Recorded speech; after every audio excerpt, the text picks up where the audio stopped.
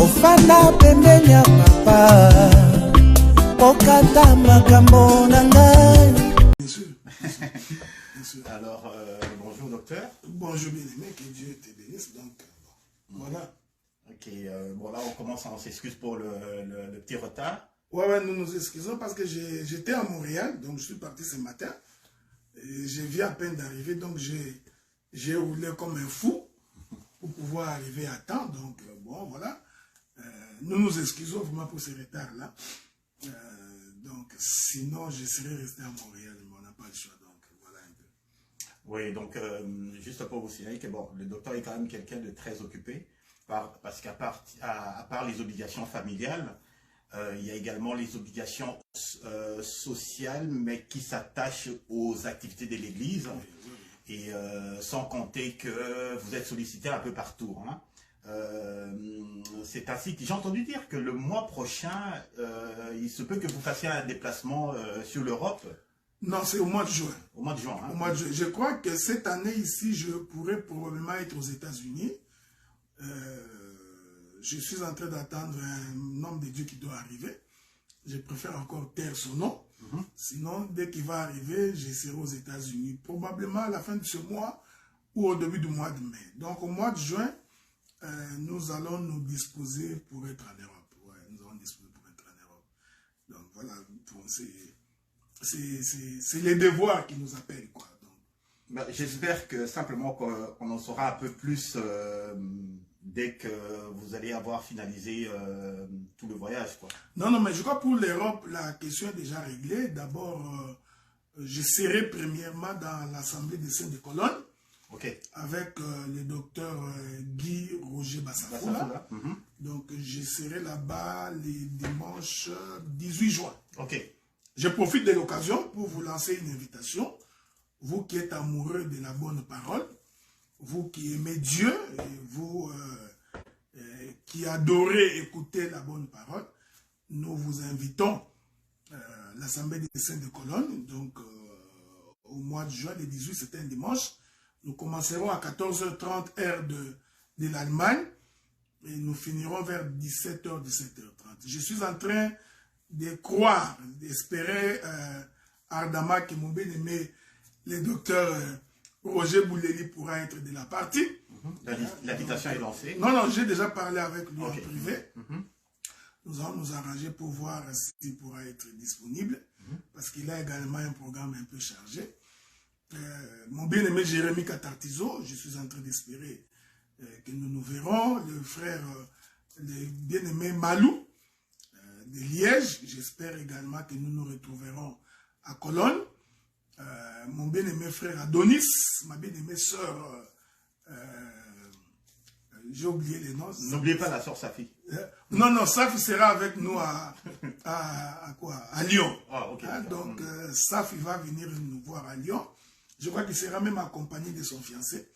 Donc, ça va être une très bonne chose. Donc, le 18, nous sommes à 18 juin, nous sommes donc en Allemagne. La nuit du 23 au 25 juin, nous serons à Lyon, en France. D'abord parce que nous avons un service de baptême à faire. Ça, c'est le premier élément. Baptême d'eau? Baptême d'eau, oui. Nous ferons le baptême d'eau ce week-end-là. Donc, si tu n'as jamais reçu le baptême d'eau, tu peux nous rejoindre à Lyon. Nous ferons ce travail-là. Et le 24, qui est un samedi, nous allons procéder, si le Seigneur le permet, à une reconnaissance ministérielle. Nous espérons que les hommes de Dieu seront également de la partie. Et je profiterai de l'occasion pour présenter mon livre qui va sortir de façon officielle, Les 4 bras du fleuve dans les jardins. Donc, ma maison d'édition sera présente pour présenter les livres. Et d'ailleurs, je dis en passant que je ne suis pas un vendeur. Donc, je ne serai pas là en train de vendre les livres. Je viendrai présenter les livres. Je crois que celui qui fera la présentation, c'est le directeur de la maison d'édition. Et je crois aussi que ma bien-aimée sœur Safi préfacera également mon livre, parce que c'est une sœur intelligente. Elle parle bien, elle écrit bien. Et les dimanches, nous allons donc prendre la parole pour pouvoir enseigner. Donc nous prêcherons les dimanches les 25. Et lorsque nous aurons fini, donc le 26, nous rentrerons par la Belgique, moi et ma charmante épouse. Nous prendrons donc notre vol et nous allons rentrer. Voilà. Donc c'est le programme que je voulais. Donc mon bien-aimé Dr. Guy Roger Bassafoula, donc nous allons nous voir bientôt. Je te salue, je salue Maman Rachel également. Que Dieu vous bénisse.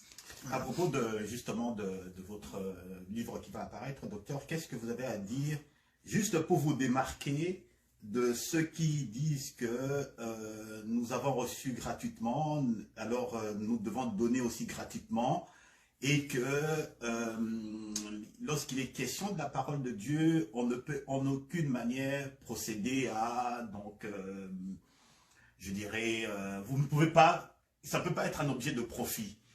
Donc, juste pour vous démarquer. Non, d'ailleurs, d'autant plus que je n'ai investi aucun sou. Donc, je n'ai pas de profit à tirer parce que moi, je n'ai investi aucun sou. Le Seigneur a fait, pendant que nous prêchons comme ça, nous enseignons la parole, il y a quelqu'un en France qui est tombé sur mes enseignements et qui a été un peu épaté de la manière dont nous abordons les Écritures. Alors, ces frères-là ont décidé de produire ces livres-là. Ok? Donc, c'est toute une maison d'édition. Donc, c'est eux qui ont pris la charge et tout. Moi, je n'ai apporté que quelques correctifs. Et la pensée de ce que je conçois aujourd'hui comme étant l'évangile qui doit être prêché. Donc, c'est la maison d'édition qui se charge du reste. Donc, je ne suis pas ici en train d'inviter, tu vois, vous, les membres de la communauté des assemblées des saints, venez acheter des syllabus. Non, non, non. Il ne s'agit pas de ça. Non, il ne s'agit pas de ça. Nous, notre souci maintenant est de pouvoir atteindre les autres nationalités. D'accord. Ok? Nous avions compris que ce qu'on appelle communément les blancs, bien qu'ils sont crémeux, ok? Donc, ont tendance à découvrir l'évangile par les livres. Donc, tu n'iras pas toquer à la porte d'un blanc qui ne t'a pas invité, je viens prêcher Jésus. Non. Ok? Donc, les gens qui ont cette conception-là africaine, il faut qu'ils arrêtent de penser comme ça. Donc, ici, les Occidentaux, donc, s'informent et ils s'instruisent par les livres. Donc, notre objectif, c'est qu'il faudrait que ces Occidentaux-là puissent nous lire au travers de cet ouvrage. Une fois que nous aurons lu, nous sommes rassurés comme l'Éternel Dieu est avec nous. Ils nous inviteront. Alors, nous commencerons à animer les conférences et les colloques. C'est pourquoi je vous avais dit que j'ai fait le projet que dans 5 ans, que je puisse arrêter de prêcher de façon active. Ça, c'est mon projet. Dans 5 ans là, je ne voudrais plus me tenir du haut de la chair en train de crier. J'ai crié pendant des années. Donc, surtout que c'est de l'apostolat.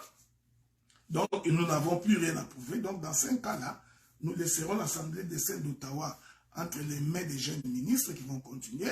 Nous sommes en train de former les gens à Montréal. Dans 5 ans, nous laisserons les jeunes ministres de l'Assemblée des saints de Montréal continuer l'œuvre. Nous allons commencer à donner des conseils et au besoin à intervenir si c'est vraiment nécessaire. Nous allons nous plonger dans les conférences, dans des colloques. Donc, je serai tout le temps en train de voyager. Voilà. D'accord, alors, donc c'est bien compris. Ah, merci beaucoup. Et puis, bonne chance pour votre prochain déplacement. Merci. Et également pour la publication du bouquin. J'espère que ça aura beaucoup de succès, en sens que il y aura beaucoup de... On atteindra l'objectif, hein, vous allez atteindre l'objectif que vous êtes fixé pour que la parole de Dieu... Mais ça, nous espérons. Vous savez, quand nous avions commencé, c'est ce que j'ai toujours dit, vous savez, j'ai grandi dans l'Assemblée des saints de l'Université 83, c'est là que j'ai connu le Seigneur, c'est là que j'ai fait mes premiers pas. À Kinshasa. À Kinshasa, dans le Seigneur. Et quand nous sommes arrivés au Canada, je suis parmi les premiers prédicateurs. Je dis bien les premiers prédicateurs des Assemblées des saints qui est rentré dans les réseaux sociaux. Et à cette époque-là, quand nous sommes rentrés dans les réseaux sociaux, nous avions reçu des insultes de partout. Il y a des gens qui nous insultaient que tu es prédicateur des réseaux sociaux, il n'a pas une assemblée locale, il n'a pas d'église, c'est un prétentieux, il est arrogant. Nous avons entendu toutes ces choses-là. Mais nous croyons que lorsque l'on fait quelque chose, parce qu'on y croit sincèrement, et que l'on essaie de son mieux de vivre dans l'intégrité de la parole, Dieu finit par nous bénir. Je crois qu'aujourd'hui, les portes se sont ouvertes. Nous avons des contacts partout.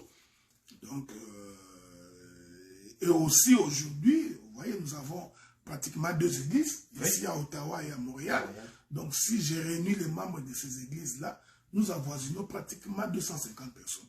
Et ça, je crois que c'est un travail qui a pris des années. Hein. Donc, ce n'est pas moins de 10 ans que nous sommes arrivés là-bas.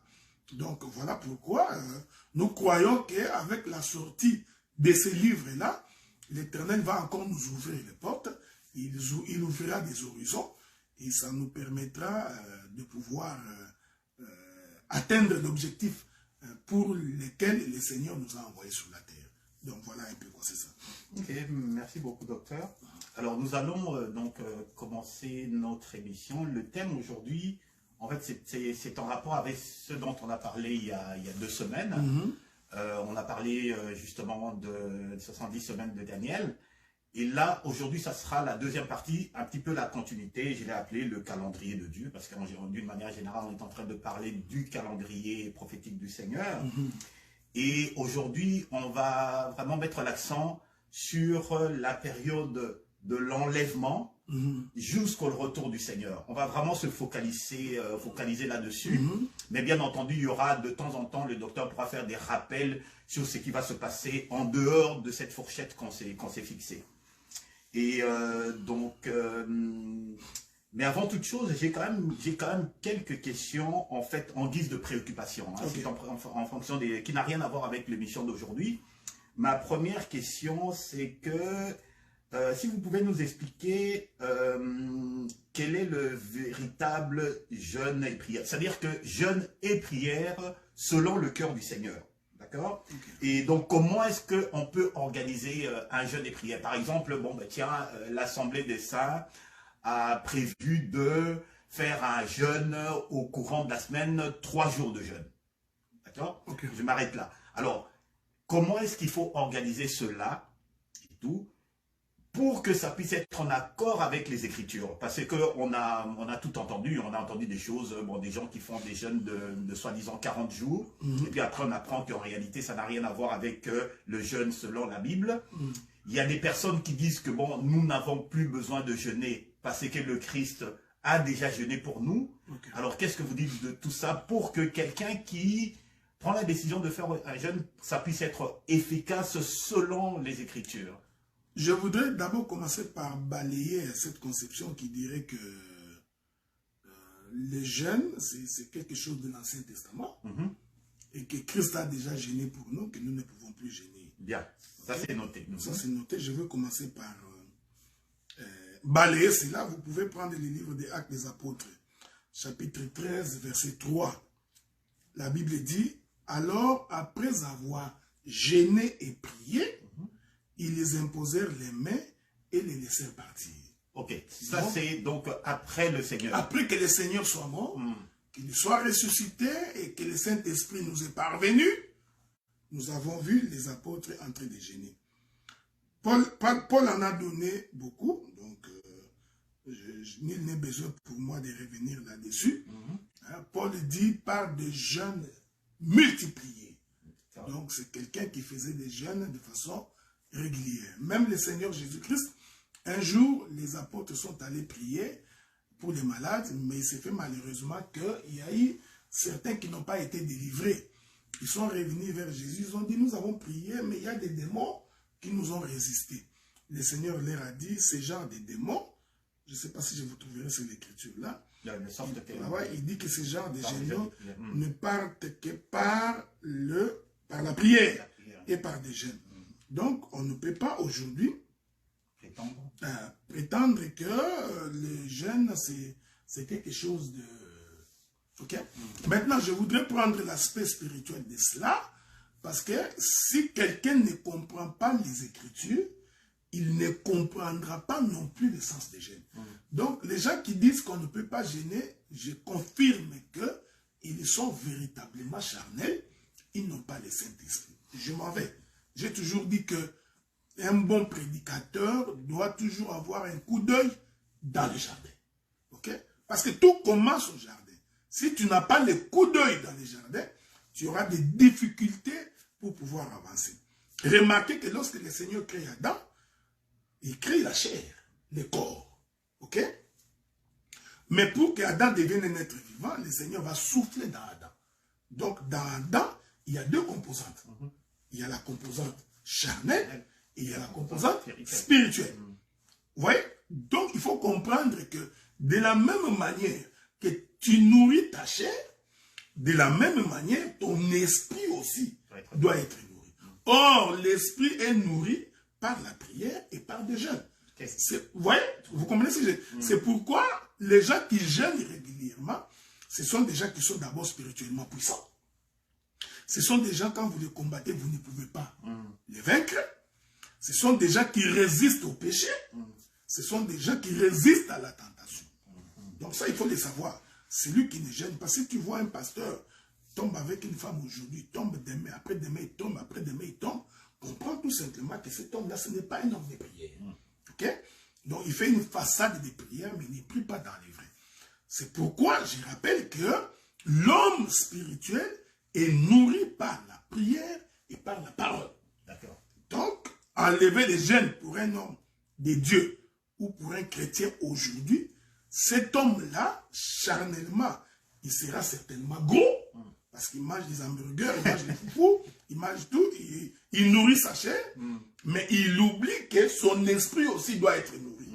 Donc quand on prend cet homme-là, on le met à la radio, on verra que sa chair est grande, grosse, mais son esprit est petit. Ce sont des gens qui sèment beaucoup de troubles dans les églises parce que leur esprit est tellement petit. Ça, c'est un élément. Donc, l'autre élément, c'est que par les jeunes, on devient fort. C'est pourquoi même quand il y a des tempêtes, même quand il y a des difficultés, même quand il y a des problèmes, l'église qui n'a pas la vie de la prière répétée ne va pas résister. Mais lorsque l'église a la vie de la prière répétée, nous savons que les difficultés viendront, les problèmes viendront, mais cette église-là surmontera cette difficulté. Donc, la vie de la prière et des jeûnes est une recommandation biblique. Maintenant, revenons sur la manière de prier. Il est d'abord attesté, que cela soit clair, lorsque vous lisez votre Bible, nous avons des jeûnes de demi-journée, nous avons les jeûnes de 1 jour, nous avons les jeûnes de 3 jours, nous avons les jeûnes de 7 jours, et nous avons les jeûnes de 40 jours. Qu'est-ce qu'il en est du jeûne de 21 jours? Non, il n'existe pas un jeûne de 21 jours, parce que la Bible dit que ce que Daniel avait fait, il mangeait des légumes. Ils se sont tout simplement abstenus de manger la viande. Ceci est très important. Je ne voudrais pas entrer dans les détails, parce que c'est que Daniel et ses compagnons faisaient. Je voudrais quand même... Donc parler du jeûne, soi-disant jeûne de Daniel. De 21 jours, non, ça n'existe pas. Ça, je peux encore comprendre que quelqu'un ait fait le jeûne de 1 jour, 21 jours. Tu comprends? Donc tu restes le matin, tu ne manges pas jusqu'au coucher du soleil. Au coucher du soleil, tu manges. Du soir, au coucher du soleil, tu manges. Ça, nous appelons ça le 1 de 1 jour. Il est important de préciser pour les frères qu'on peut faire un jeûne de 1 jour pendant 4 jours. Donc ce n'est pas un jeûne de 4 jours. C'est un jeûne d'1 jour, mais 4 fois. On peut faire le jeûne de 1 jour, 5 jours. Donc vous mangez le soir, le lendemain, vous continuez votre jeûne, vous mangez. De ce côté-là, il n'y a pas de jour.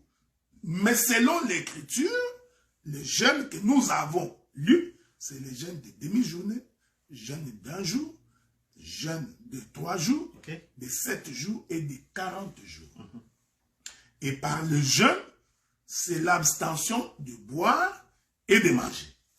Donc celui qui jeûne, il ne boit pas et il ne mange pas. Donc tu ne peux pas nous dire que j'ai fait 3 jours de jeûne alors que tu as mangé. Ça, ce sont des jeûnes de 1 jour, 1 jour, 1 jour. Et si je fais 3 jours sans manger quoi que ce soit et juste de l'eau? Même là, ce n'est pas un jeûne de 3 jours. Parce que le jeûne de 3 jours, c'est l'abstention de manger et de boire. Je voudrais dire une chose très importante. En fait, quel est le problème? Le problème, c'est que pendant le jeûne, hein, nous privons la chair de ce qui les nourrit ou de ce qui la nourrit pour que l'esprit soit nourri. Bien. Donc, quand vous buvez de l'eau, vous nourrissez la chair. Bien, admettons que je suis un passionné de quelque chose. Je ne peux pas me passer de quelque chose. Pas un péché, ça ne constitue pas un péché. Je comprends. Et que je me dise, je m'abstiens de cela. Bon, je vais prendre un exemple. Par exemple, une fois... J'aime le café. Ben oui, j'aime le café. Ou bien non, je suis accro aux réseaux sociaux. Je suis accro à l'internet. Je suis accro à mon téléphone. Je me dis que je ne peux pas vivre sans mon téléphone, sans les réseaux sociaux. Je me dis, je m'abstiens de cela pendant 3 jours. Ce n'est pas un jeûne. Ok. Parce que les gens sont en train de créer des jeûnes qui n'existent pas dans la Bible. Donc nous avons pour modèle les Écritures. Vous voyez, c'est ce qui nous différencie de beaucoup d'églises. Nous veillons pour que ce que nous faisons ait un modèle biblique. Parce que nous sommes bâtis sur le fondement des apôtres. Voyez-vous, c'est pourquoi quand vous lisez les livres d'Exode, pour que la colonne de feu descende, Dieu a d'abord vérifié qu'ils ont construit le tabernacle selon les modèles. Donc quand il n'y a pas de modèle, Dieu n'est pas dedans. Ça c'est un principe de Dieu, le principe de base, la racine de toute église ou de toute intervention de la parole. Ne jamais faire une chose que la Bible a expressément interdit. Donc c'est clair que vous ne ferez pas, ne le faites pas. Mais vous allez remarquer que Dieu, pour qu'il descende dans la colonne des nuées et habiter parmi le peuple, l'Éternel veille d'abord que le modèle que l'on utilise pour construire le tabernacle soit un modèle de Dieu. C'est ainsi que pour même créer Adam, Dieu commence par dire, créons l'homme à notre image, selon notre propre ressemblance. Donc Adam était d'abord un tabernacle selon le modèle de Dieu. Une fois que Dieu a trouvé que oui, c'est selon mon modèle, Dieu descend, il entre dans Adam. Il répète ça en Jésus.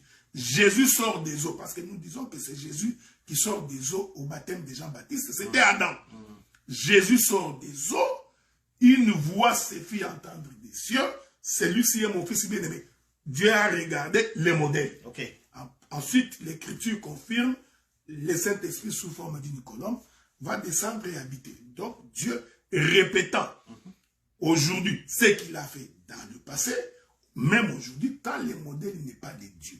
Je vais dire une chose, mon bien-aimé, simple. Donc, il ne faut pas dans la vie être courageux. Donc, non, tu vois, qu'est-ce que ça fera? Non, mais ça fait quoi? Non, ça c'est vraiment être un courageux. L'œuvre de Dieu, on ne la bâtit pas selon ton expérience.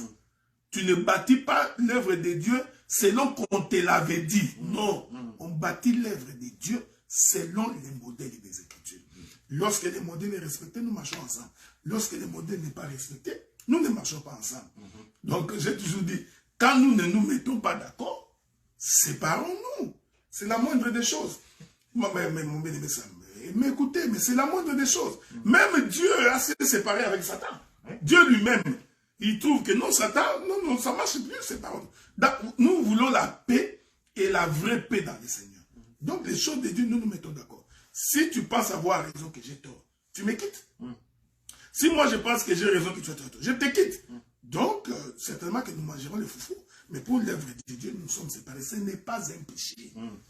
Donc, il s'est bien séparé. Ce n'est pas un péché. Se séparer n'est pas un péché. Ce n'est pas mauvais. Et puis, j'ai toujours dit, celui qui a raison ne se plaint pas de la séparation. Non. Celui qui a raison, il ne se plaint pas de la séparation. Parce qu'il sait que...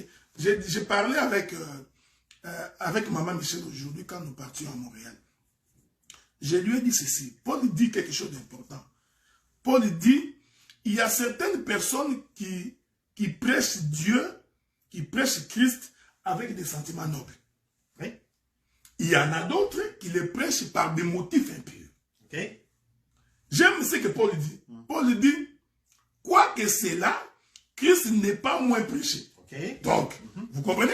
Donc, qu'il y ait des gens qui se séparent, que les gens se chicanent, que les autres montent et descendent. Il y en aura d'autres qui prêcheront certainement avec un cœur sincère, mais l'écriture confirme qu'il y en a d'autres aussi qui prêchent. Mais leur motivation est impure. Okay. Bon, ça ne change rien. Christ n'est pas moins prêché que ça. Il est prêché. Bien. Merci. Merci, docteur. Je voulais finir dans les le jeûne, s'il vous plaît. Finissons par le jeûne. Les jeûnes aussi, c'est fait selon les modèles des Écritures. C'est-à-dire, vous ne faites pas les jeûnes en fonction du calendrier romain. Okay? Donc, j'ai fait un jeûne de 24 heures. Okay. Non, nous n'avons pas l'enseignement. C'est ton choix. Tu peux le faire en 24 heures, c'est ton choix. Mais moi, l'enseignement que j'ai, un jeûne de 24 heures, que les jours à 24 heures, pour moi, ce n'est pas la Bible. 24 heures calendrier. Hein? Calendrier romain. Parce que, je vais donner les Écritures. L'Écriture dit que dans le livre de Jean, chapitre 11, Jésus pose la question aux Juifs. Il leur dit, n'y a-t-il pas 12 heures au jour? Le Seigneur confirme que pour lui, les jours à 12 heures. Il donne une parabole. Un homme est sorti pour chercher des ouvriers à louer dans son champ. Il sort à la première heure, il prend les gens. L'Écriture dit qu'il va prendre la dernière personne à la 11e heure.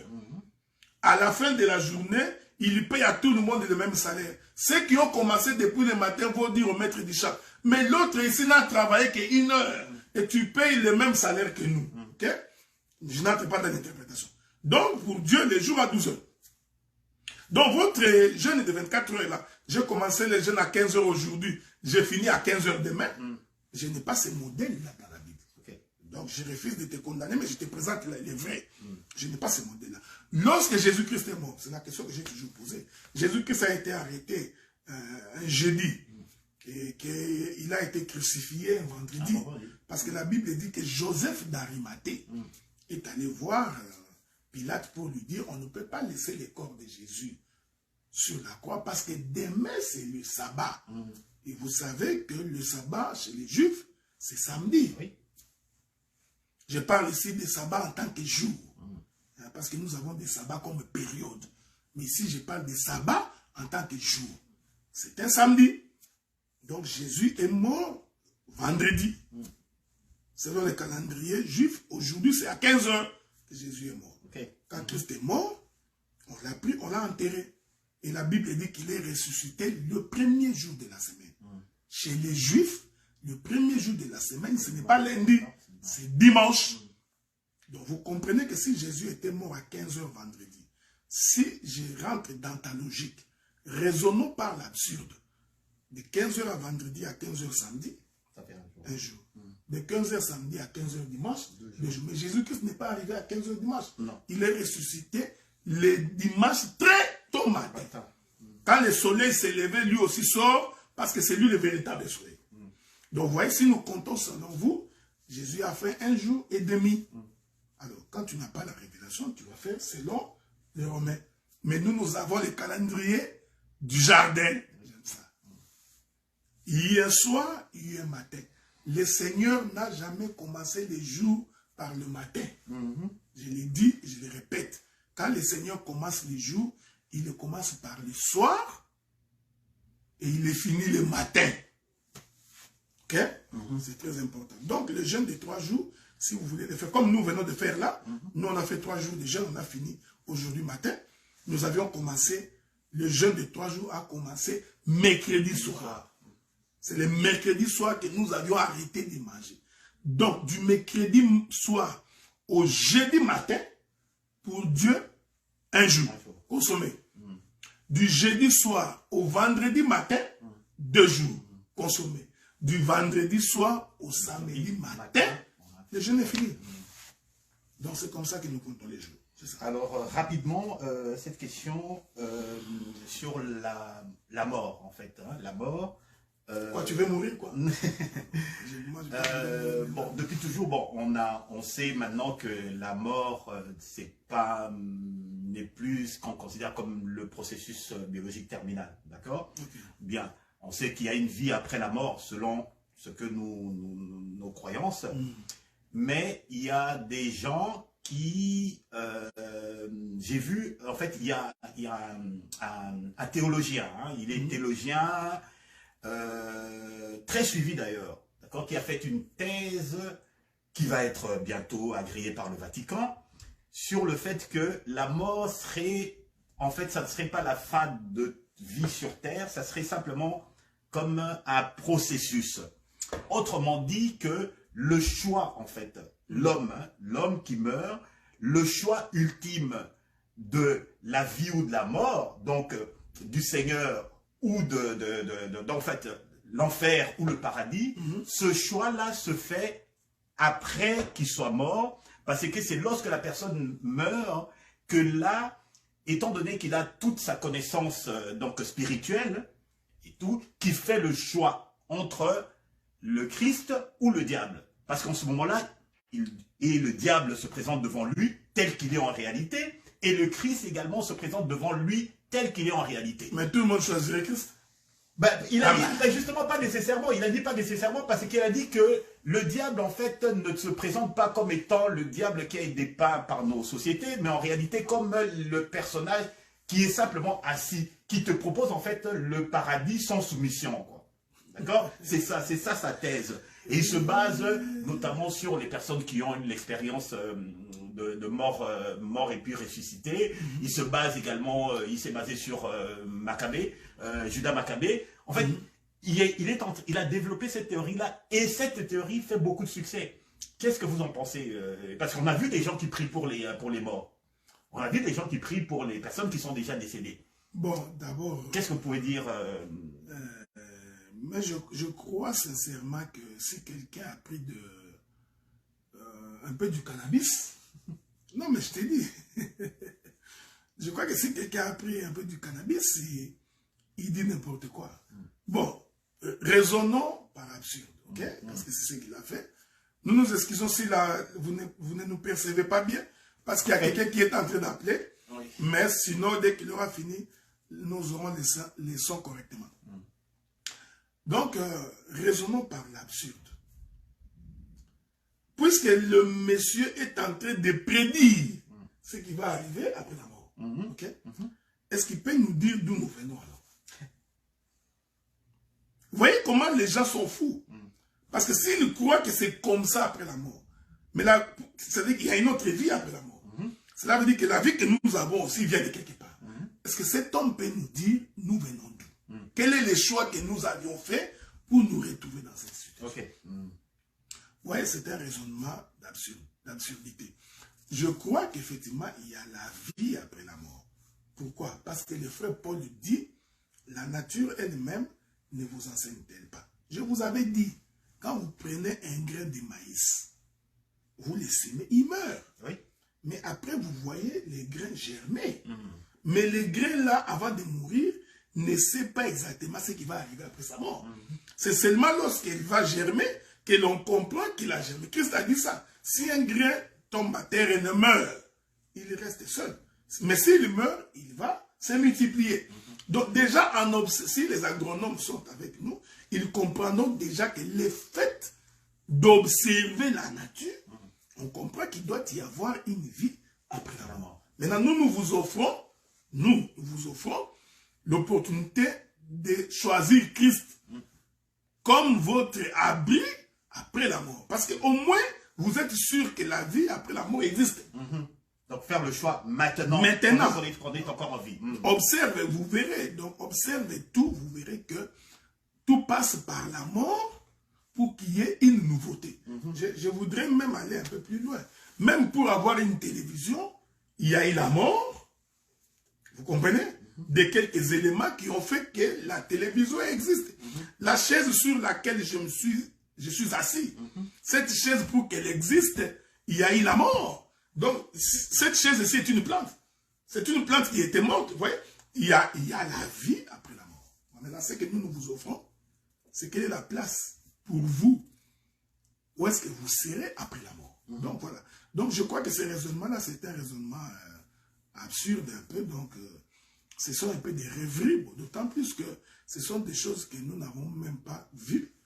Alors que quelqu'un est en train de faire des projections, je pense que c'est un peu de la folie. Mais si nous devrions répondre selon la Bible, non, la Bible nous dit, par pendant qu'il est encore là, et que vous écoutez sa voix, n'endurcissez pas votre cœur. Parce qu'après la mort, il n'y a point de repentance. Vous savez, quand la Bible dit que non, après la mort, il n'y a rien. Ça, c'est Christ qui dit ça. L'homme vit là, et puis il meurt. L'homme vit et puis il meurt.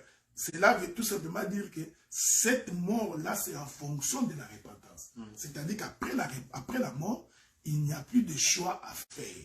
Tu fais le choix pendant que tu es vivant. Tu acceptes de servir le Seigneur ou tu ne l'acceptes pas. Si tu ne l'acceptes pas, c'est ton choix. Tu assumeras les conséquences dans l'au-delà. Bien sûr, bien sûr. Alors là, maintenant, on va commencer notre sujet. Et donc, cette introduction-là sur la mort, justement, ça concorde bien. On va parler de l'enlèvement. On va d'abord parler de l'enlèvement, mais en fait, ce qui a motivé cela également, c'est tout ce qu'il y a comme les guerres, les épidémies, les troubles, les changements climatiques, l'inflation. Et maintenant, on parle même d'une nouvelle notion qui s'appelle la collapsologie. Mais tu vas ramasser des termes comme ça. Non, mais justement. Mais ça, moi, j'aime bien parce qu'il y a des gens qui donnent des termes et tout. Et quand on regarde bien, en fait, il y a toujours un fondement. Il y a toujours un fondement. Et quand il parle de collapsologie, bon, il y a le terme, donc, le terme anglophone, to collapse. Donc, en fait, on parle de l'effondrement de toute chose. Bien. Alors, donc, ils nous rejoignent un petit peu, parce que, justement, avant l'enlèvement, ce qui va motiver, justement, l'enlèvement également, c'est qu'il y aura l'effondrement de toute chose. Bien. Oui, ça c'est vrai. Oui, ça c'est vrai. Alors, il arrivera un moment où, justement, il y aura l'enlèvement, vous allez, comme vous avez dit la dernière fois, l'enlèvement de l'épouse. C'est l'épouse qui sera enlevée. D'accord? Bien. Alors, voici, en fait, l'enlèvement de l'Église, c'est un sujet qui est assez délicat. Ça, il faut bien qu'on dise. C'est un sujet très controversé, même parmi les croyants. On est d'accord? En même temps, ça peut susciter bien des oppositions.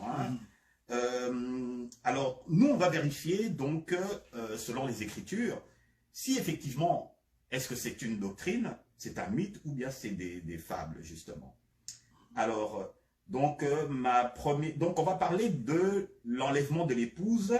On va commencer avec 1 Thessaloniciens 4,16. Voilà. Thessaloniciens 4,16. Alors, donc, car le Seigneur lui-même a un signal donné, à la voix d'un archange et au son de la trompette de Dieu, descendra du ciel et les morts en Christ ressusciteront premièrement. Ensuite, nous les vivants qui seront restés, nous serons tous ensemble enlevés avec eux sur des nuées à la rencontre du Seigneur, etc., etc., etc. Et puis ça dit à un moment donné, consolez-vous donc les uns les autres par ces paroles. Ma première question, en quoi est-ce que ces paroles peuvent susciter la consolation? Parce que je ne me vois pas en train de consoler une personne en lui disant que bon voilà, le Seigneur revient, de toute façon ne t'en fais pas, le Seigneur revient bientôt. C'est vraiment cette partie-là, en fait, que je voudrais que vous commentiez, docteur. J'ai souffert, généralement comme nous, on ne se donne pas des versets ou des questions avant. Je voudrais chercher une écriture. Si je ne la trouve pas, j'espère que, je ne sais pas si mon bien-aimé Guilain est là, il pourra nous aider. Ça dit quoi en gros? Il y a... j'ai trouvé ça. Vous prenez le livre, je prends ça pour expliquer cette pensée-là. D'accord. Livre d'Apocalypse, chapitre 19. Je vais lire le premier verset et le deuxième verset. Il est écrit ceci. Apocalypse 19, premier et deuxième verset. Après cela, j'entendis dans les ciels, comme une voix forte d'une foule nombreuse qui disait, Alléluia, le salut, la gloire et la puissance sont à notre Dieu.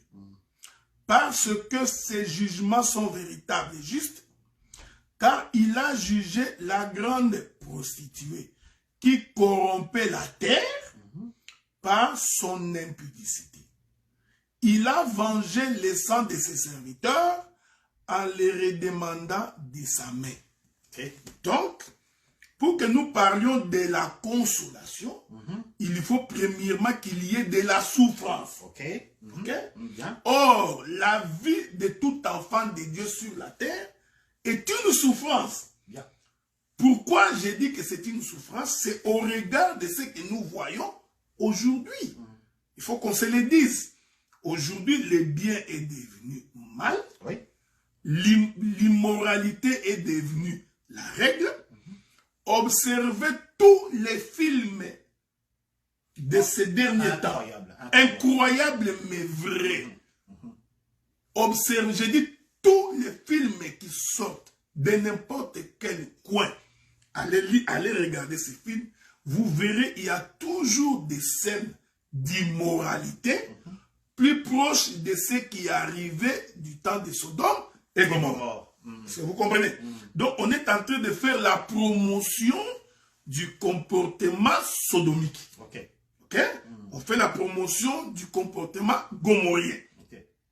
Ça, c'est une souffrance pour nous. Okay. Ce n'est pas moi qui dis ça. Okay. Je crois que c'est le frère Pierre qui dit ça. Souffrez que je vous lise cette écriture-là. Si je ne me trompe pas, le frère Paul dit ceci. Non, frère Pierre. Je suis en train d'espérer ça, sinon je reviendrai. Il y a l'écriture d'un Pierre qui dit le frère Lot, quand il était à Sodome et Gomorrhe, il était tourmenté nuit et jour de ce qu'il voyait. Ok? C'est cette écriture-là, si on nous la trouve, on peut nous la balancer. Mais je crois que le Seigneur aidant, je trouverai cette écriture-là. Donc, c'est pourquoi la Bible parle de consolation. La consolation ici voudrait dire, éternel Dieu, viens nous prendre que nous quittions cette terre parce que nous souffrons. Ainsi, la prédication de la consolation, c'est de dire à mon frère et à ma soeur, ne vous en faites pas. Tenons-nous la main dans la vie de la prière.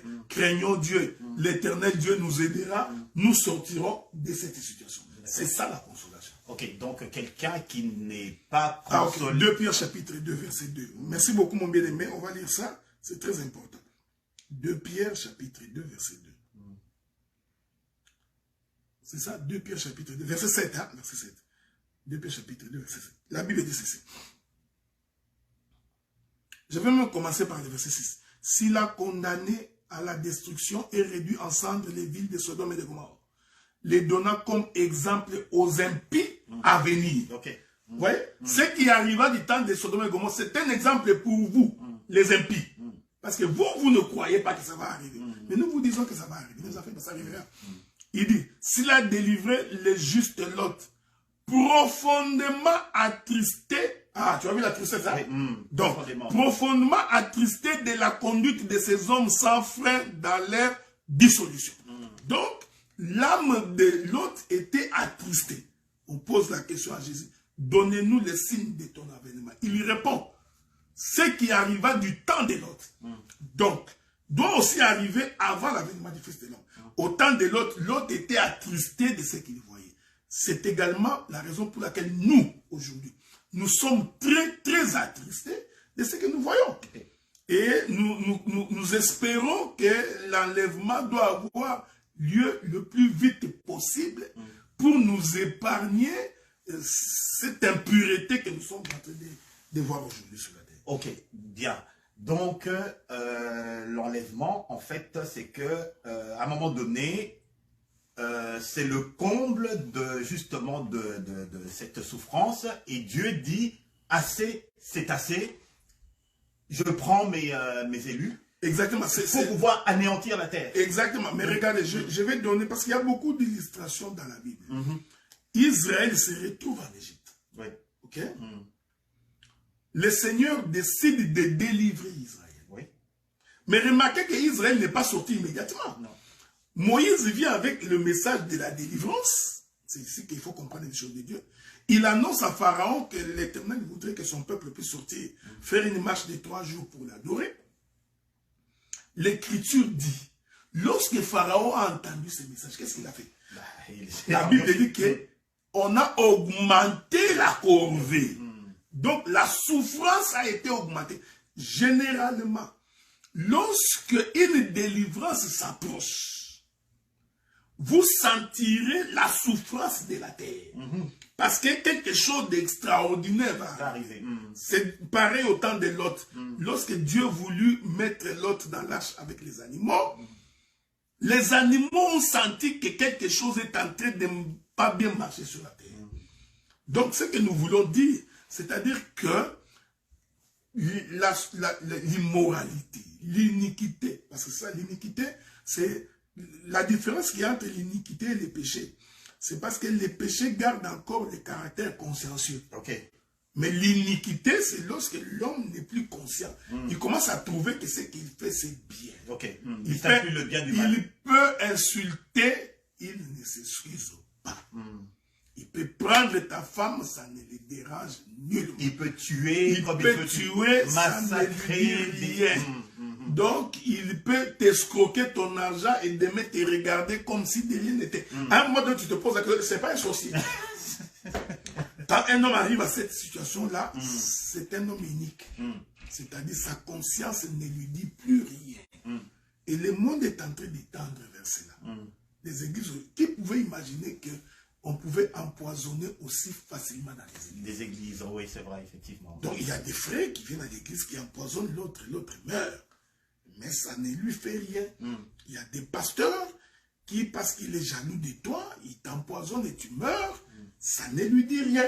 Donc, nous sommes véritablement à la veille de l'enlèvement, parce que ce que nous voyons aujourd'hui ne s'est jamais fait nulle part ailleurs avant cette génération.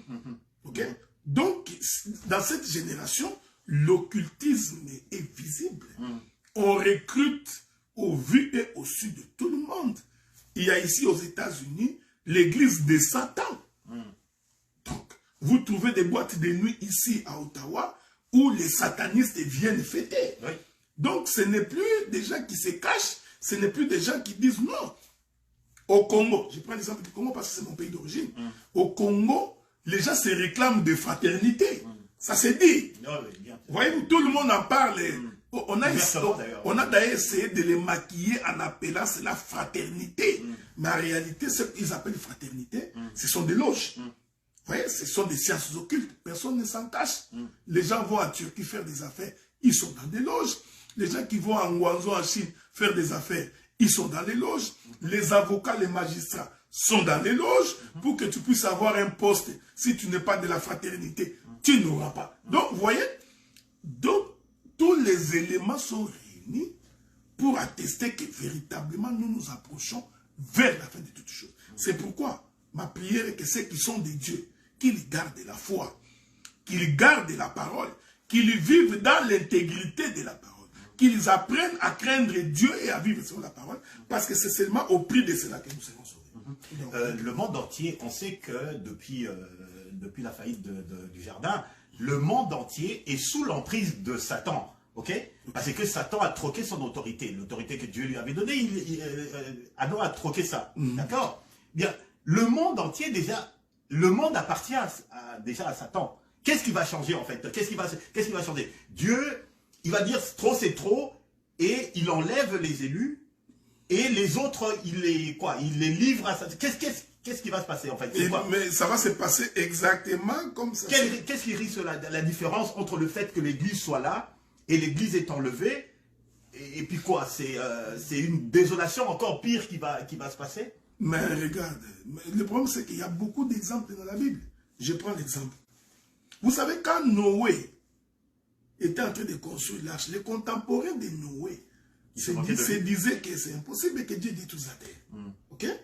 C'est comme il y a des individus qui nous regardent là, qui disent, non, toute cette multitude qui est en Chine, en Inde, partout là-bas, Dieu vraiment va les tuer. Tu vois, la logique ne change pas. Cet esprit-là circule jusqu'à aujourd'hui. Cependant, Dieu a tué les bébés. Il a massacré tout le monde. Les bébés, tout le monde. Ils sont tous morts. Donc, Jésus vous dit que c'est ce qui va arriver. Il vous l'a dit. Ce qui arriva du temps de Noé arrivera. Je prends l'exemple. Sodome et Gomorrhe. N'est-ce pas que Lot était à Sodome et Gomorrhe? N'est-ce pas que ses filles étaient mariées? N'est-ce pas qu'il faisait sa vie? Non, il faisait sa vie. Mais quand Dieu a décidé de détruire, Dieu ne change pas. Dieu, avant de détruire, il fait toujours ce qu'on appelle la capture. Vous savez, il y a un film qui vient de sortir qui s'appelle Capture. qui veut dire enlèvement. Il ne faut pas être trop religieux. Toi, tu es toujours à genoux, Jésus, Jésus, Jésus. Il faut suivre les informations. Vous conseillez aux gens d'aller le voir? Ouais. Okay. Je conseille, allez suivre ces films-là. Il ne faut pas être trop borné, beaucoup de choses vont t'échapper. Suivez les informations, vérifiez ce qui se passe en Ukraine, en Russie. Lisez les signes des temps, c'est important. Allez suivre, il y a un film qui vient de sortir qui s'appelle Capture.